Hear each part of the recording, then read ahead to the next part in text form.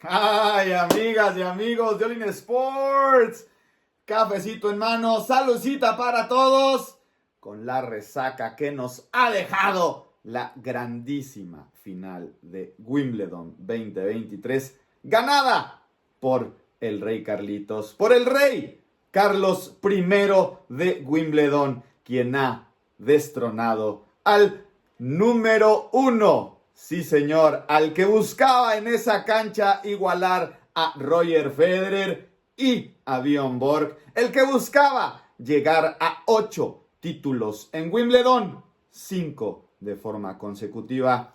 Y nuevamente, un tenista español ha logrado evitarlo. Su nombre es Carlos Alcaraz, el murciano, el español que ha conquistado al mundo, no solo con su tenis, sino con su maravillosa personalidad, con su desparpajo, con su alegría, con esa mística que engatusa a todos con su juego. Por eso el público en la central de Wimbledon no estaba con el serbio, no estaba con quien osaba igualar las grandes marcas del suizo Roger Federer y del sueco Bjorn Borg ahí en la pista central. No, los ingleses estaban con Carlitos, con el nuevo fenómeno del tenis, quien acaba de tener una de las victorias que ahí quedarán marcadas para la historia del tenis. Por eso hemos decidido hacer este especial con las mejores 10 finales en la historia de los Grand Slams. Obviamente tomando en cuenta solo la historia de la era abierta, desde 1968, 1970 a la fecha,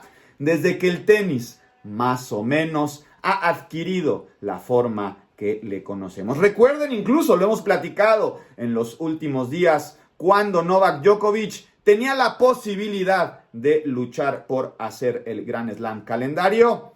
El mismo Rod Laver lo logró, pero jugando en 3 pistas de hierba, como lo eran el US Open, el Australian Open y también Wimbledon. Solo era Roland Garros la única que se jugaba en tierra batida. Entonces, por eso, lo que hubiese podido conseguir Novak Djokovic, de conseguir lo que ha estado muy cerca ya 2-3 veces, todos los títulos en un año, es algo que le va a doler, porque el tiempo avanza, el tic-tac es atroz y nos toma a todos por sorpresa, ¿eh? Nadie se salva del tic-tac, aunque parezca lo contrario. Y es muy, muy complicado que Novak Djokovic vuelva a tener la oportunidad de haber ganado Australia como lo hizo este año, de haber ganado Roland Garros como lo hizo este año y de haberse quedado tan cerca de poder haber ganado su 5º Wimbledon consecutivo, su título número 24 de Grand Slams. No te muevas, aquí quédate, te vamos a presentar lo mejor de lo mejor.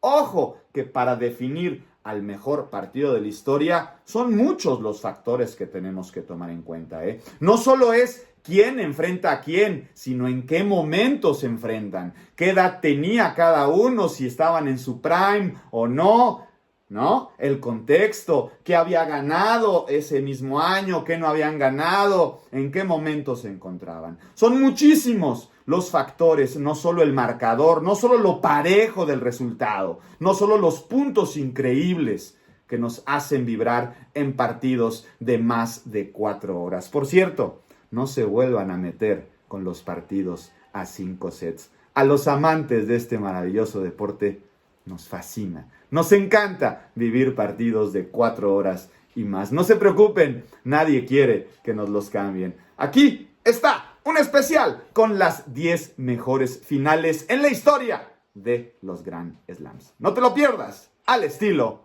All In Sports.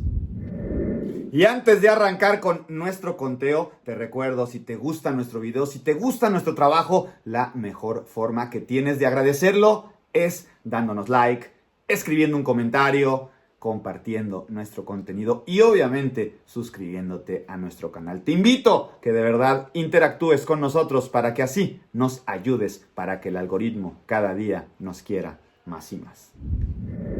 Y hablando en lo general, tras el título logrado por Carlitos Alcaraz, hay que decir que el tenis español ha llegado a 31 títulos de Grand Slam, consolidándose de esta forma como la segunda gran potencia en el mundo del tenis, solo abajo de los Estados Unidos y ese impresionante número de 51 Grand Slams. Ahí está la lista de cada país, de cada campeón. España con Andrés Jimeno, Manuel Orantes, Sergi Bruguera, Albert Costa, Carlos Moyá, Juan Carlos Ferrero, el coach de Carlitos Alcaraz y obviamente el hombre de los 22, Rafael Nadal. No contamos incluso los de Manolo Santana porque obviamente, ya saben, en este video estamos concentrados en los títulos logrados en la era abierta. Ahí está Suiza, ¿qué tal? Abajo de Suecia. Suecia con 25 títulos de Grand Slam también es impresionante, ¿no? Con lo logrado por Björn Borg, por Stefan Edberg, por jugadores tremendos como Mats Wilander, como Thomas Johansson, ¿no? Australia ya se quedó lejos, pero bueno, con la historia de Ken Rosenwald, con Rod Laver, con Newcomb, con Edmondson, con Pat Cash, con Patrick Rafter y con Lleyton Hewitt, les alcanza para estar ahí en ese top 5 de los 5 países más ganadores. Obviamente Suiza con Roger Federer y Wawrinka está también ahí en ese top 5 tremendo, ¿no? Que obviamente, como ustedes saben, lo comandan los estadounidenses con Arthur Ashe, Stan Smith, Jimmy Connors, Roscoe Tanner, Vitas Gerulaitis, John McEnroe, Brian Teacher, Michael Chang, Jim Courier, Pete Sampras, Andre Agassi y el último norteamericano campeón de Grand Slam, Andy Roddick. Dentro de los latinoamericanos dejamos fuera a nuestro querido Pelón Osuna, caramba, campeón del US Open, pero obviamente recuerden que Argentina con los cuatro títulos de Guillermo Vilas, uno de Gastón Gaudio y otro de Juan Martín del Potro en Nueva York, es el país latinoamericano con más títulos de Grand Slam. Después, obviamente, los 3 títulos de Guga Kurten le dan a Brasil el segundo lugar y Ecuador. Sí, Ecuador con Andrés Gómez es el otro país latinoamericano que logra presumir un título de Grand Slam. Dentro de la inmensa historia centenaria del tenis, tenemos que hablar del top 10 de los jugadores más ganadores en la historia del tenis. Los que disputaron más finales y los que ganaron más veces títulos de majors. Obviamente, en el primer lugar, donde está el más ganador de todos los tiempos, es Novak Djokovic con sus 35 finales. 12 derrotas. Por cierto, yo había dicho que tenía 13 derrotas. No, son 12 derrotas en 35 participaciones en una final, obviamente con sus 23 títulos de Grand Slam. Después está Roger Federer con 31 finales y 20 títulos de Grand Slam. Rafael Nadal, 30 participaciones en final y 22 títulos. Ahí les encargo, como les decía, el promedio de efectividad de Rafael Nadal cuando llega a disputar una final. Sin duda, el más alto y efectivo de la historia. Ivan Lendl, por contrario, 19 finales. Solo ganó 8, perdió 11. Mamita querida. Pobre Ivan Lendl, con razón era tan amargado y tan frío a la hora de jugar. A mí nunca me gustó. De hecho, aquí tienen al grandísimo John McEnroe, al berrinchudo, al niño indomable. Ya platicaremos de él en este video bastantito. Pero aquí está John McEnroe, Rafa Nadal y Roger Federer. No tenemos de Djokovic porque no lo hemos encontrado el Funko. Si alguien sabe de un Funko de Djokovic, avísenos. Y obviamente también queremos el de Carlitos Alcaraz. Ya viene en camino el de Björn Borg, nuestro otro grandísimo ídolo en All In Sports. Pero bueno, les decía yo, Pete Sampras, 18 finales, 14 títulos, solo perdió 4. Ojito también con ese porcentaje de efectividad. Björn Borg se retira a los 26 años. Ganó 11 títulos, señores, en tan solo 16 finales. Ustedes saben lo que hubiera sido de la carrera de Björn Borg si no pierde la motivación por el juego.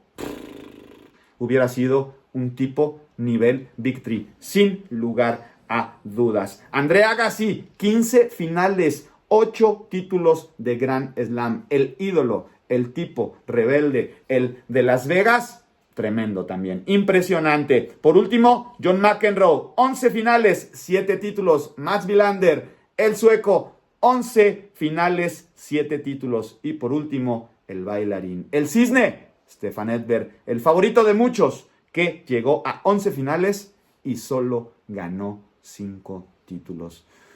Como decía José Alfredo Jiménez, no hay que llegar primero, sino hay que saber llegar. Gran compositor mexicano, porque no solo es llegar a una final de Grand Slam, sino es ganarla. Y ese es el pequeño truco. Por eso lo de ayer de Djokovic fue tan dramático, estar tan cerca y tan lejos a la vez y encontrarte un talento como el de Alcaraz que te dijo hasta aquí. Ahora sí, platiquemos del top 10 de las 10 mejores finales en la historia de los Grand Slams. Esta es.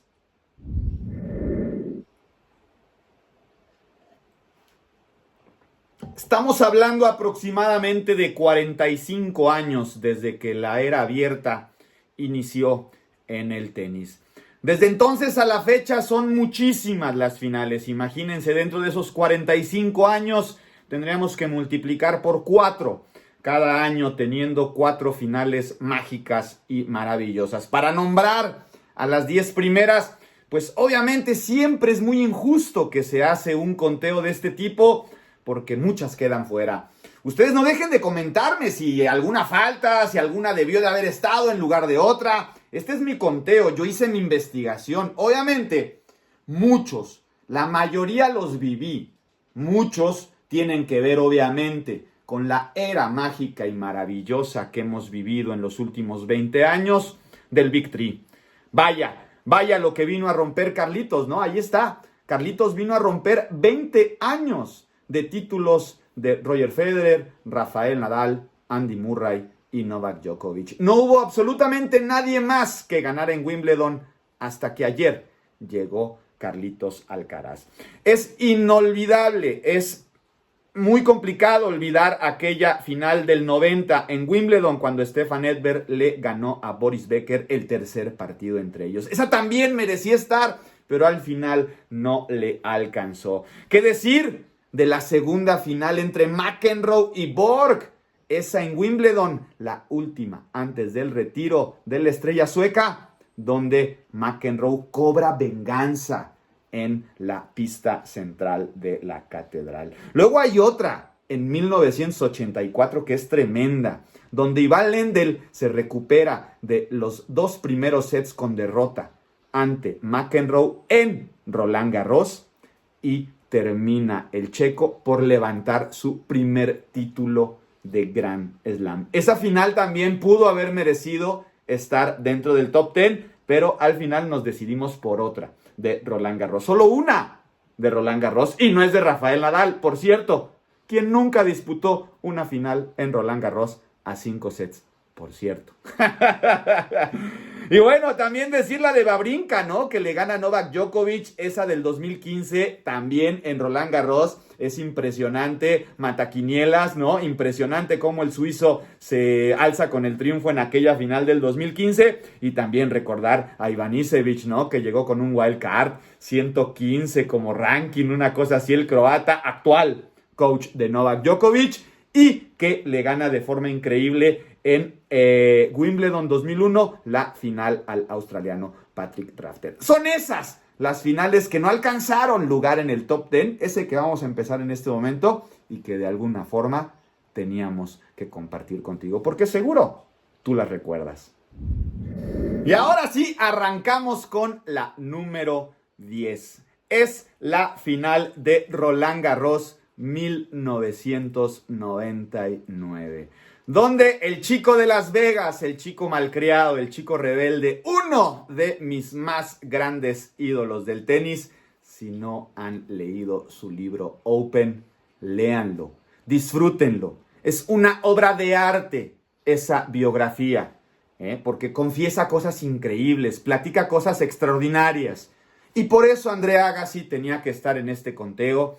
Esa final que enfrenta contra Andrei Medvedev, quien por cierto hoy es soldado de las fuerzas ucranianas. Este tenista que de joven ganó mucho y que parecía que iba a ganar muchísimos títulos, pero que al final se cayó. Y yo creo que se cae en justa medida por esta final, que él ganaba con 2 sets de diferencia y que al final Andre Agassi se levanta de una forma increíble, porque al final fueron 6-1 y 6-2 los primeros sets para el ucraniano.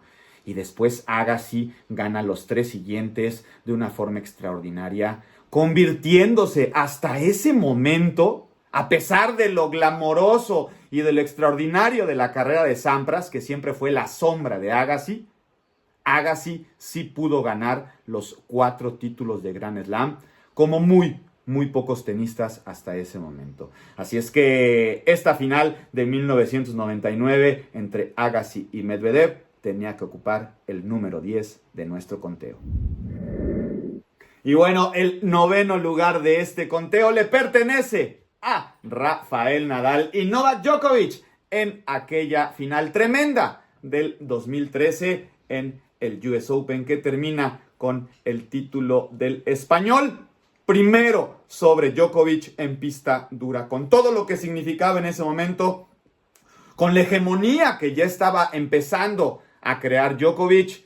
Como les digo, el contexto histórico de cada final es la que va marcando, ¿no? Veníamos de aquella final impactante del 2012 en Australia, donde Djokovic gana en un partido increíble y extraordinario en 5 horas 53 minutos. Y para Rafael Nadal, para poderse mantener en esta lucha incansable que representó ser parte del Big Three, esta final en la que se recupera porque empieza ganando Novak Djokovic y al final termina de gran forma reponiéndose Rafael Nadal y ganando, es realmente impresionante. Por eso tenía que ser la número 9 de nuestro conteo. Además, necesitábamos tener una final en el US Open, porque a partir de aquí ya tuvimos una final en Roland Garros, ya tuvimos una final en el US Open, ¿y qué creen? Todas las demás son tanto en Australia como en Wimbledon, donde se han dado las 8 finales más grandes de todos los tiempos.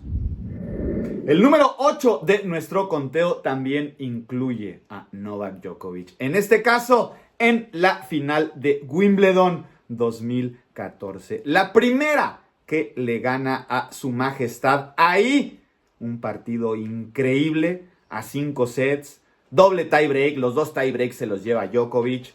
Fue una batalla encarnizada, fue un partido extraordinario y hay que reconocerlo, ¿no? Este encuentro marcó verdaderamente la consolidación del dominio de Novak Djokovic en el Big Three, ¿no? Este partido fue el que marcó realmente el dominio y su era como dominador de esta bendita era llamada el Big Three, ¿no? Es cuando le gana a Roger en Wimbledon y empieza a partir de ahí a gestarse la leyenda del serbio en el All England Club. Una final inolvidable, impresionante, donde fueron intercambiando sets y al final el serbio termina ganando el partido.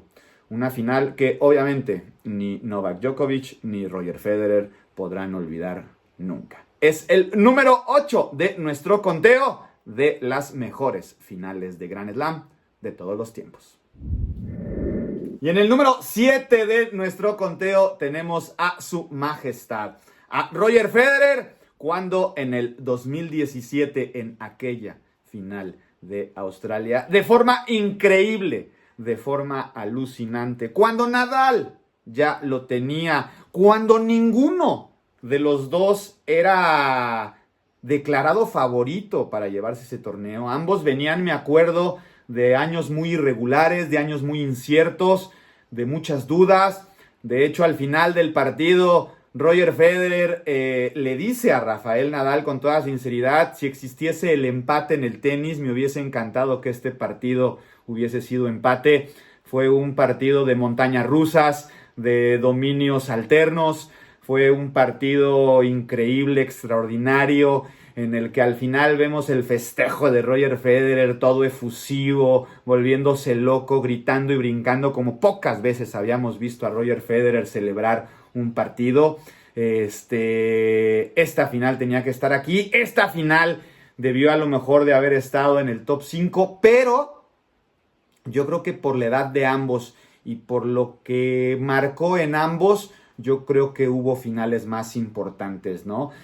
Como les digo, el contexto, la situación, ellos no estaban en su mejor momento, por eso es que la pongo fuera del top 5, pero sin duda es una final clave para que Roger Federer haya llegado a la cifra de 20 Grand Slams. Definitivamente, ¿no? Este partido es uno de esos partidos que obviamente ahí quedan para el recuerdo. Yo creo, estoy casi seguro, que así como fue aquel partido del 2012, para Nadal esta fue una de sus derrotas más dolorosas, porque tuvo a Roger Federer a merced para haber ganado en Australia un título de Grand Slam más, y no, fue para el suizo. Y ahora sí, número 6, nos estamos acercando al top 5. Y no podíamos tener otra final en el número 6, rozando el top 5 de las mejores finales de la historia que esta. 2019, cuando Roger Federer tuvo doble match point para haber ganado el Grand Slam número 21. Y Novak Djokovic, en una de tantas que nos tiene acostumbrados, se recuperó, le dio la vuelta al partido y terminó ganando un partido alucinante, de alarido, de las mejores finales que hemos vivido sin lugar a dudas, ¿no? Ya con un Federer desahuciado, ya con un Federer que prácticamente estaba en el retiro, Novak Djokovic y Roger Federer vivieron uno de los partidos más memorables en la historia del tenis. Tampoco lo pongo top 5 porque yo siento, y lo digo, ¿no? Con todas sus letras, hay que reconocerlo. Djokovic tiene mucha suerte y enfrentó al Roger más viejo, ¿no? Roger 10 años antes, ese partido no lo pierde, ¿no? Así es que, en fin, este es uno de esos partidos increíbles, extraordinarios, que nunca olvidaremos y que sin duda han marcado la historia, sobre todo la moderna, de nuestro querido tenis. Y ahora sí, arranquemos con el top 5. Y en el número 5, la final del 2022. La remontada de remontadas. Cuando Rafael Nadal en ese tercer set de la final de Australian Open 2022 ante Medvedev tuvo 0-30. Logró recuperarse, remontar 2 sets en contra y terminar ganando un partido increíble. El 21, el Grand Slam que rompió la barrera de los 20, fue el del español. En un partido increíble, un español que venía, recuérdenlo bien, traía 6 meses de paro. Las últimas imágenes de Rafael Nadal habían sido de un Rafael Nadal en muletas.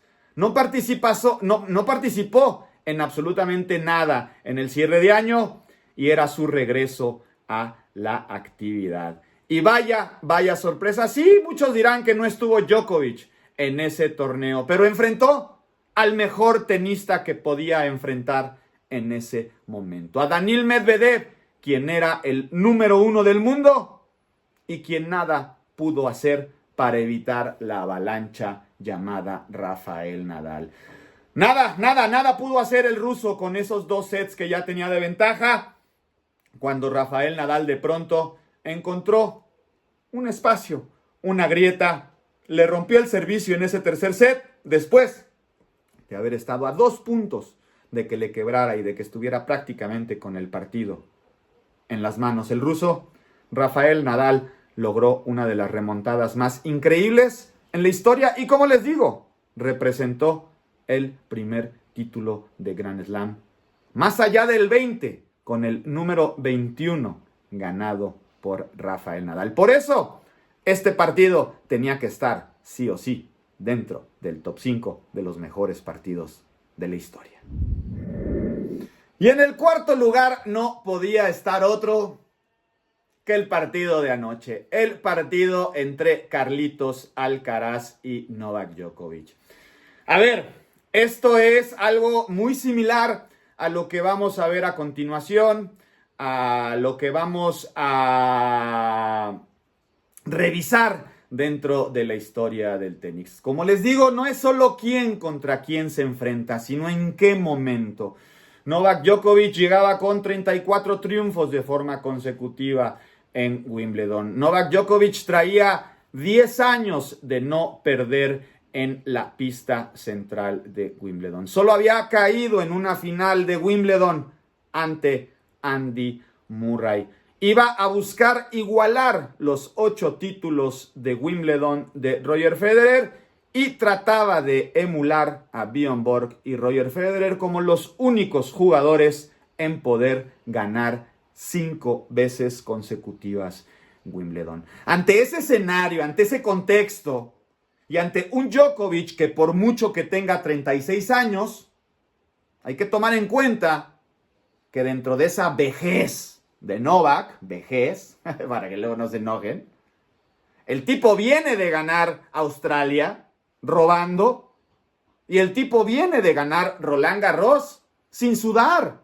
¿Por qué no sudó? Porque Carlitos se acalambró. Porque si Carlitos no se acalambra, este hubiese sido el tercer título de Grand Slam para Carlitos. Así de fácil, es la realidad. Entonces, la presión para Carlitos era inmensa, era absoluta, pero para Djokovic era mucho más. El peso de la historia, el peso de lo que estaba en juego, era demasiado. Por mucho que estemos hablando de uno de los competidores más grandes en toda la historia del deporte, olvídense del tenis, como es Novak Djokovic, era evidente que la carga histórica al final iba a pesar. Y los 15 años de distancia entre Carlos Alcaraz y Novak Djokovic al final también iban a pesar. Es una remontada además de Carlitos Alcaraz porque el partido empezó con un 6-1 lapidario para Djokovic. 76-1 en partidos de Grand Slam a 5 sets, donde Novak Djokovic había ganado el primer set. 76-1. Solo Rafael Nadal le había podido ganar un partido dándole la vuelta. Y hoy otro español lo ha logrado, ganándole un tiebreak impresionante, 8-6. Luego devolviéndole el 6-1 y después ganándole un quinto set con una autoridad de gente muy, muy grande. Por eso, para mí, la final que vivimos ayer debe estar, sí o sí, en el top 5 de las finales más grandes de toda la historia del tenis. Y ahora sí, hablemos del top 3 de las 3 más grandes finales en la historia de los Grand Slams. Creo que muy pocos vamos a estar en desacuerdo de las 3 más grandes finales. A lo mejor sí en el orden, no lo sé. Yo creo que hay poca discusión. Si acaso yo dudé entre la 3 y la 2, si iba una antes que la otra, pero por la trascendencia de los personajes, creo que así debe de quedar. Así es que en el número 3 nos vamos a 1980 en Wimbledon, donde llegaba Bjorn Borg con esos 25 años impresionantes. Venía de ganarlo todo, venía buscando ganar su quinto Wimbledon consecutivo. En ese tiempo era realmente algo alucinante y increíble, ¿no? O sea, en ese tiempo no es como ahora, cuando ya tenemos los 14 de Nadal en Roland Garros. Por cierto, siempre que se habla de ganar 5 títulos al hilo en un Grand Slam, hay que tener muy clara una cosa, ¿eh? Solo hay 3 personajes que lo han logrado: Bjorn Borg, Roger Federer y Rafael Nadal. Rafael Nadal es el único jugador en el mundo que tiene 5 títulos consecutivos en Roland Garros, pero también tiene otras 2 rachas de 4 títulos al hilo dentro de los 14 títulos de Grand Slam. Definitivamente y por mucho la hazaña más grande del tenis, ¿no? Esa marca del español en París, ¿no? Pero bueno, Regresemos a Wimbledon 1980. Bjorn Borg, el número 1 del mundo, ante John McEnroe. Dos juegos de estilos totalmente distintos. Por un lado, la frialdad de Borg, la meticulosidad, la perfección, la técnica totalmente depurada ante un rival totalmente irreverente, contra un rebelde total, contra un berrinchudo total, contra un hombre que además tenía un juego, dicen los que conocen, perfecto para la superficie de la hierba, contrario a Borg, que por ahí era más versátil, ¿no? Se enfrentaban los dos estilos antagónicos más importantes del momento y al final el señor Bjorn Borg logra de forma increíble mantener la racha de 5 títulos al hilo de Wimbledon. Un año después la perdería, como se los comenté hace un rato, y a partir de ahí perdería las ganas y perdería la ilusión en el deporte y se retiraría con 26 años y con 11 títulos de Grand Slam. Pero sin duda, este momento, por lo que representó, por lo que le dio al tenis, lo decía el propio McEnroe, ¿no? Cuando le preguntaban sobre el retiro inesperado de su rival, ¿no? Decía, es que yo no lo entiendo. Salimos en las revistas de todas, en las portadas de todas las revistas de Sport Illustrated, estamos en el mejor momento del tenis y me sale con esto. Vaya que es una historia increíble la de Bjorn Borg, que ya estaremos platicando más a profundidad. No se pierdan la película de Borg contra McEnroe. Es maravillosa, es extraordinaria. Si quieren saber lo que representa vivir una quinta final consecutiva de Grand Slam, vean esa película. Es maravillosa. Te deja perfectamente claro lo que Borg y McEnroe vivieron en ese momento. Sin duda alguna, aquel tiebreak, ¿qué tal? 18-16 lo gana McEnroe. Posiblemente el mejor tiebreak en la historia de todas las finales, ¿no? También ahí hubo un tiebreak de Rafael Nadal y de Roger Federer que, ay mamita, que ahorita les voy a contar porque todavía falta el 1 y el 2 en este conteo.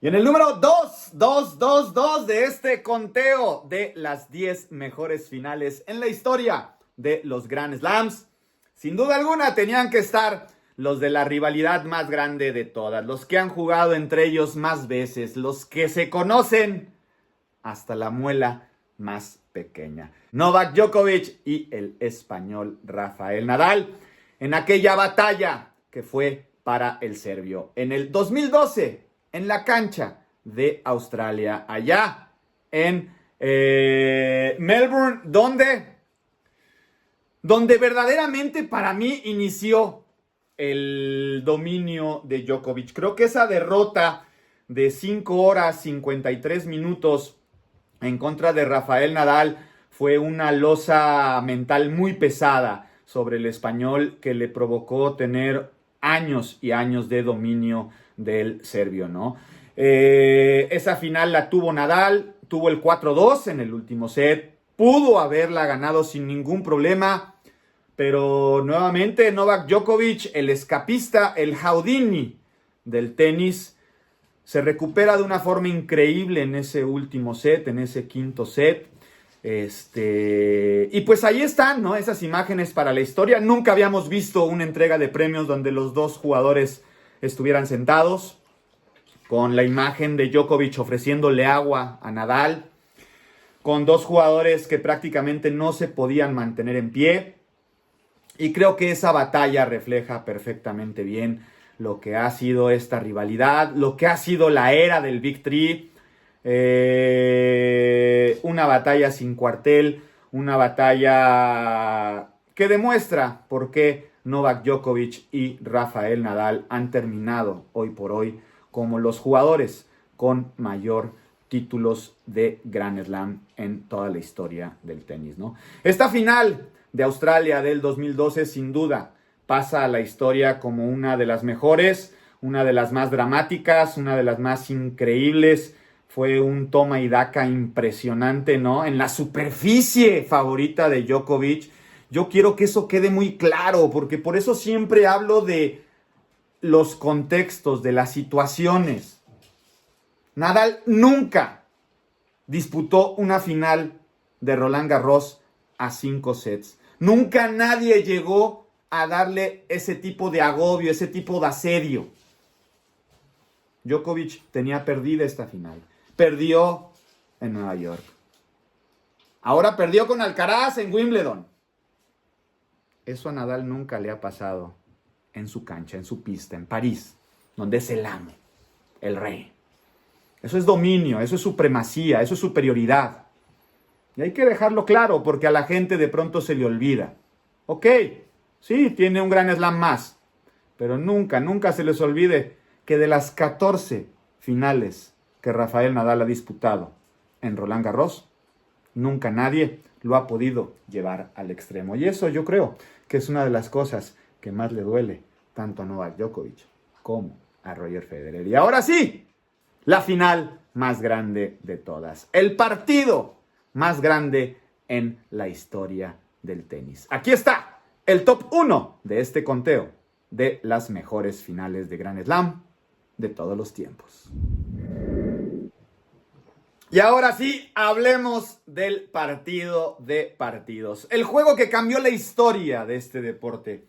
La batalla más grande de todas. Cuando su majestad llegaba con 65 triunfos consecutivos en hierba.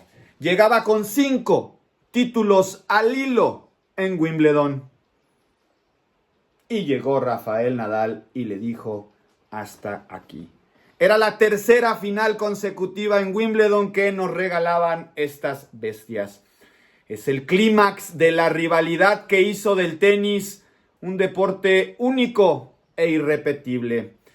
Esa rivalidad con dos estilos de juego como lo eran Borg y como lo era McEnroe, abismalmente distintos, ¿no? Por un lado, la perfección suiza, el reloj suizo. Como siempre lo he dicho, creo que sin discusión, Roger Federer es y será por siempre el prototipo del tenista perfecto. Pero del otro lado estaba el prototipo del competidor perfecto. Rafael Nadal lo ha dicho muchas veces y posiblemente esa final también debió de haber estado aquí en este conteo, o por lo menos hay que mencionarla, porque la del 2007 en Wimbledon, que pierde Rafael Nadal ante Roger Federer, también fue una final impresionante y es una de las 3 finales que a Rafael Nadal más le duele haber perdido. Sin duda la del 2012, la del 2007 y obviamente la ya mencionada en Australia del 2017, ¿no? Pero aquí Rafael vive un partido increíble. Fue un juego donde Roger Federer estuvo a punto de hacer una de las remontadas más grandes en la historia del deporte. Un Rafael Nadal que era aplastante en el inicio del partido, no se veía cómo se metiera Roger Federer. Por cierto, así como les he recomendado mucho la película de McEnroe y de el señor Borg, no se pierdan el documental The Stroke of Genius. No se lo pierdan, por favor. Es uno de los documentales más increíbles que he visto en mi vida. De hecho, previo a la final de ayer, lo volví a ver una vez más, ¿no? Un documental increíble, narrado por el propio Nadal, por el propio Roger Federer. De este partido que marca, insisto, no solo la historia del tenis, sino la historia del deporte. Podría ser uno de los enfrentamientos más grandes en la historia del deporte. Un partido del cual te habla gente que ni siquiera conoce del tenis, lo cual te dice la magnitud de lo que fue, ¿no? Un partido que duró prácticamente 8 o 9 horas con los parones de lluvia que hubo. Fueron 4 horas, casi 50 minutos de partido. Pero hubo 2 parones de lluvia. Y yo me acuerdo perfectamente bien que ese primer parón de lluvia es el que le permite a Roger Federer meterse al partido, revivir de la nada y ganar ese tercer set y después poder ganar ese cuarto set. Pero después, en el quinto set, hay otro parón por lluvia. Y ahí la justicia divina, hay que decirlo, se la da a Rafael Nadal. Le ayuda a Rafa ese parón, porque en ese momento, cuando iban 2-2 en el quinto set, parecía que Roger Federer una vez más iba a llevarse el partido, como había sido siempre en Wimbledon ante Rafael Nadal. Fue un partido en el que Nadal siempre estuvo ahí, arriba, y en el que Federer intentaba, y al final, cuando parecía que Roger Federer se lo iba a llevar, vino esa lluvia, vino ese descanso, vino ese regreso y vino ese momento épico ya sin luz, cuando Rafael Nadal logra quebrar en ese tercer set y termina llevándose 9-7 ese quinto set de la final de Wimbledon de 2008. Sin duda alguna, uno de los momentos deportivos más increíbles que hemos vivido y que definitivamente teníamos que mencionar. Se acaban de cumplir 15 años de ese momento maravilloso, definitivamente, y por mucho el deporte nos regala historias increíbles y maravillosas como esta, ¿no? Así es que no podíamos dejar de hacer este maravilloso conteo. ¿Tú qué piensas? ¿Cuál quitas? ¿Cuál pones? ¿Cuál adelantas? Tú, compárteme tu top 10. A ver, venga, recuerda que esto es de ida y vuelta. Este es mi top 10. Esta es mi investigación. Esto es lo que yo te comparto a ti. Te invito a que me compartas tu top 10. ¿Cuáles han sido los 10 partidos que tú has vivido con mayor intensidad en finales de Grand Slam? Estos no los he vivido todos, pero sí los he investigado mucho y es por eso que te los presento. Recuerda, yo soy tu amigo Juan Pablo Simón. Este es tu canal All In Sport, donde tú siempre ganas la mejor información, picks, historias, especiales, la pura buena onda. Tú ya lo sabes, somos tu mejor jugada para apostar. Recuerda, estamos aquí para crear contenido para ti. Si te gustó el video, regala un like, es lo que más nos ayuda para que el algoritmo nos eche la mano y nos siga consintiendo. Tu like, tu comentario, tu interacción, cualquiera que sea, nos ayuda para que el algoritmo nos siga echando la mano y podamos seguir creciendo con nuestro proyecto. Nos vemos la próxima.